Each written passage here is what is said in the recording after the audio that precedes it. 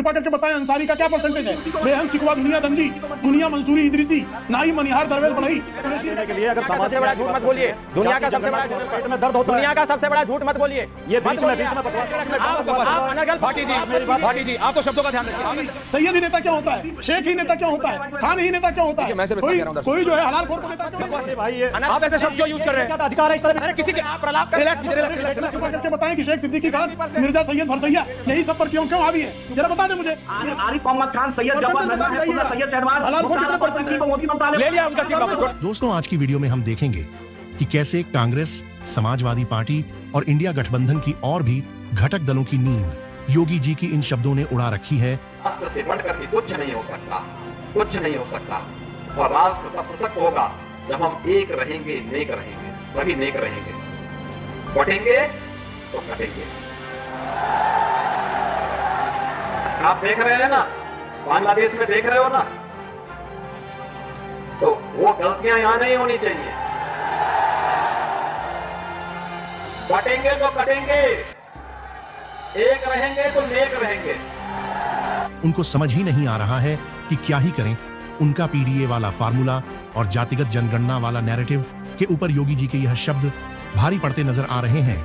उनकी हिंदुओं को जाति में बांटने वाली सोच की भी पोल खुलती नजर आ रही है। उनको लगता है कि हिंदुओं को जातियों में बांटकर हमारी राजनीति चल जाएगी, पर ऐसा होता नजर नहीं आ रहा है।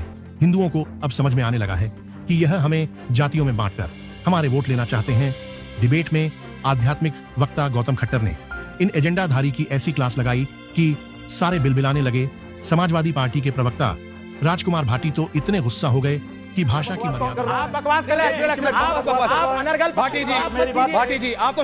डिबेट में ऐसी भाषा का प्रयोग नहीं करते हैं।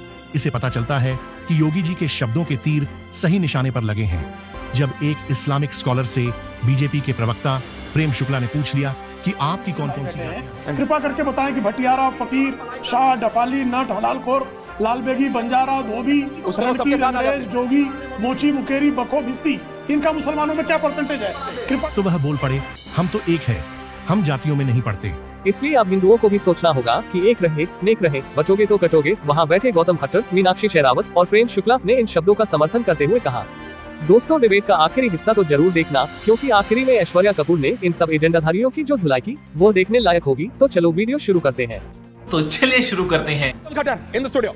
मैं बार बार एक ही बात कह रहा हूं कि सनातनियों को एक होने में किसी को आपत्ति नहीं होनी चाहिए, क्योंकि सनातन धर्म का तो मूल ही सिद्धांत है संगच्छध्वम संवदध्वम संभो मनांसि जानताम देवा भागम यथा पूर्वे संजानानाम उपासते। योगी आदित्यनाथ जी ने जो भी बात कही है वो हिंदुओं की रक्षा के लिए कही है, क्योंकि उन्होंने हिंदुओं को आगाह किया है जो नूह में होता है, जो मेवात में होता है, जो बंगाल में हो रहा है, जो बांग्लादेश में हो रहा है, वो आने वाले समय में कहीं हमारे पड़ोस में ना हो, क्योंकि हम बटे हुए हैं। हम ऊंचा नीचा, गोरा काला, अपना पराया, हम सब एक हो जाएं और सनातन धर्म में एक ओम ध्वज के नीचे आ जाएं। जब वेद की बात आए तो हम सब एक हो जाएं। हम सारे भेद, सारे विभेद भुला करके यदि एक हो जाएंगे तो इसमें कोई आपत्ति नहीं। बीच में नहीं सर्वर साहब, प्लीज एंडिंग कमेंट्स आऊंगा आपके पास। बोलिए। कोई आपत्ति नहीं होनी चाहिए। जब ये लोग एकता की बात करते हैं, जब ये लोग एक होने की बात करते हैं, तो किसी को आपत्ति नहीं होती। तो यदि योगी जी ने ये बात कह दी है तो किसी को क्यों आपत्ति होनी चाहिए? दूसरी एक बिंदु और बोलना चाहता हूं। ये बार बार कह रहे हैं कि योगी आदित्यनाथ एक कुर्सी पे बैठे हैं, ये उनको ऐसा नहीं बोलना चाहिए। जब योगी जी पहली बार मुख्यमंत्री की शपथ लेकर के आए तो उन्होंने ये कहा कि मैं जिस पीठ से आया हूं, जिस गोरख पीठ से आया हूं, उसके सामने मुख्यमंत्री की कुर्सी बहुत तुच्छ है। मैं सत्ता को सबसे अंतिम पायदान पर रखता हूं। मेरे को मौका मिलेगा तो मैं इसको लात मार करके फेंक दूंगा। मेरे लिए राष्ट्र सबसे पहले है, वैदिक सनातन धर्म सबसे पहले है। इसकी रक्षा के लिए मैं सदा के लिए अव्वल पायदान पर खड़ा। Point taken Gautam ji. मीनाक्षी जी, एंडिंग कमेंट्स में 30 सेकंड। मैं सिर्फ यही कहना चाहती हूं कि एक सनातन धर्मी ही ऐसा है जो वसुधैव कुटुंबकम की बात करता है कि ये पूरी वसुधा हमारा परिवार है। और जब उस वसुधा, उस परिवार में जब फूट आती है, ऊंचा नीचा, गोरा काला, तेली नाई धोबी, इस प्रकार से जब फूट आती है तो हमारे ही भाई कहीं ना कहीं पीड़ित होते हैं, हमारे ही भाई कहीं ना कहीं शोषित होते हैं। तो मुझे ऐसा लगता है कि योगी जी ने सिर्फ इतना ही कहा है कि हम यदि मिलकर रहेंगे तो हमें खुद कोई परेशानी नहीं, मिलकर रहेंगे तो परेशानी नहीं होगी। हाँ, मिलकर रहेंगे तो कोई परेशानी नहीं। भाटी जी एंडिंग कमेंट। आदिल जी आ रहा हूं, एंडिंग कमेंट सबके बीच में। भाटी जी, इस देश में अनेक अध्ययन हुए हैं और कई आयोग बने हैं और उनकी रिपोर्ट ये कहती है कि देश में वर्ण व्यवस्था के आधार पर, जाति के आधार पर 90% लोगों के साथ हजारों साल तक अन्याय किया गया है। उन्हें न्याय देने के लिए अगर सामाजिक सबसे बड़ा झूठ मत बोलिए, दुनिया का सबसे बड़ा झूठ मत बोलिए राष्ट्रीय मीडिया चैनल पर। पेट में दर्द होता है। दुनिया का सबसे बड़ा झूठ मत बोलिए। ये बीच में बकवास कौन कर रहा है? आप बकवास कर रहे हैं। आप अनर्गल भाटी जी आप तो शब्दों का ध्यान रखिए। आप ऐसे शब्द यूज करते हैं क्या? बकवास भाई, ये आप ऐसे शब्द क्यों यूज कर रहे हैं? क्या अधिकार है इस तरह? मैंने किसी के आप प्रलाप कर रिलैक्स कीजिए, रिलैक्स मैं किसी के बीच में रिलैक्स गौतम जी, भाटी जी आप ऐसे शब्दों का इस्तेमाल नहीं करते हैं बकवास में। आप मत बोलिए, रिलैक्स, आप मत ऐसे शब्द। आपने बोला, कोई नहीं बोला, आपके बीच में बोला, मारना चाहते हैं, आपके बीच में कोई नहीं बोला। प्लीज रिलैक्स, बोलिए। लोगों का हक मारना चाहते हैं। भाटी जब न्याय की बात उठाई जाती है, बोलिए भाटी, पेट में दर्द होता है। अरे खट्टर साहब को मैंने शांत कर दिया। भाटी जी बोलिए। उस समय एक तो याद नहीं आती जब लोगों के साथ अन्याय होता है, उनके हक मारे जाते हैं।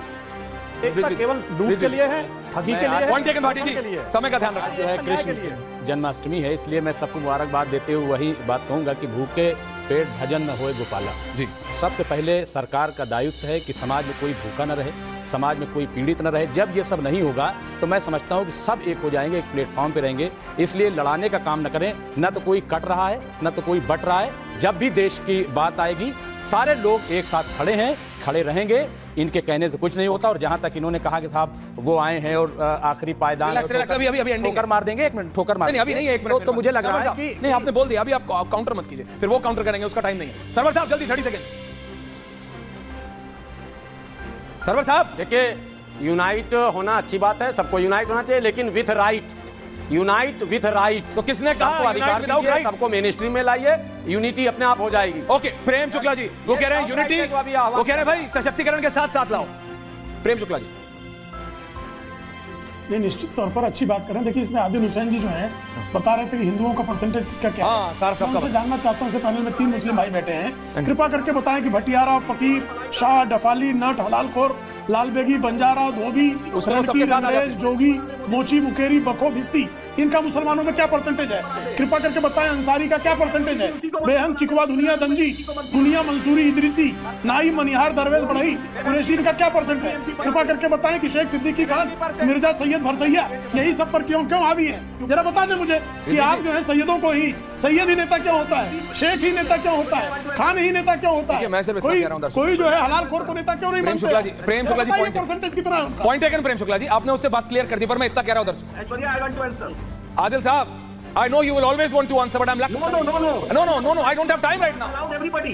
अच्छा बोलिए, 10 सेकंड आपको भी दिए, बोलिए जनाब। सुनिए, बोलिए। सैयद आरिफ मोहम्मद खान, सैयद जवाद नजमा, सैयद शहनवाज, हलालखोर कितने परसेंट को मोदी मंत्रालय ले लिया उनका सीट वापस, छोड़िए। कितने परसेंट है बता? अरे बीजेपी ने ले लिया उनका सीट, जो है उसका बात की। परसेंटेज बता के हटाए मोदी सरकार, परसेंटेज बता के जाना आदिल जी। देखो भैया, बात सिर्फ इतनी है जो गौतम खट्टर और मीनाक्षी शेरावत ने भी कहा, सबको एक साथ लाने की। आप बात बटोगे तो सबको बात हो रही है एक साथ रखने, एक साथ रहो। एक साथ रखने में विपक्ष को क्या दिक्कत है? तो ये दिक्कत है दर्शकों, क्योंकि वो जातीय जनगणना है, वो चाहते हैं पता हो कौन कितनी है। जैसे अभी आदिल भाई गिना रहे थे ना, कौन कितना मोची है, कौन कितना नाई है, कितना परसेंट खत्री है, कितना परसेंट ये है, कितना परसेंट ब्राह्मण है। और जैसे ही प्रेम शुक्ला जी ने मुसलमानों को बोला नहीं हम साथ हैं, हम एक साथ हैं, हम एक साथ हैं। आपका जवाब आपके सामने है, बाबा ने जो कहा है वो भी आपके सामने है, बटोगे तो कटोगे। बहुत बहुत धन्यवाद। तो आई होप कि आपको वीडियो पसंद आएगा। वीडियो पसंद आए तो लाइक कीजिए, शेयर कीजिए, और अगर चैनल पर नहीं तो सब्सक्राइब कीजिए। मिलता हूं फिर किसी नई वीडियो के साथ, तब तक जय श्री राम।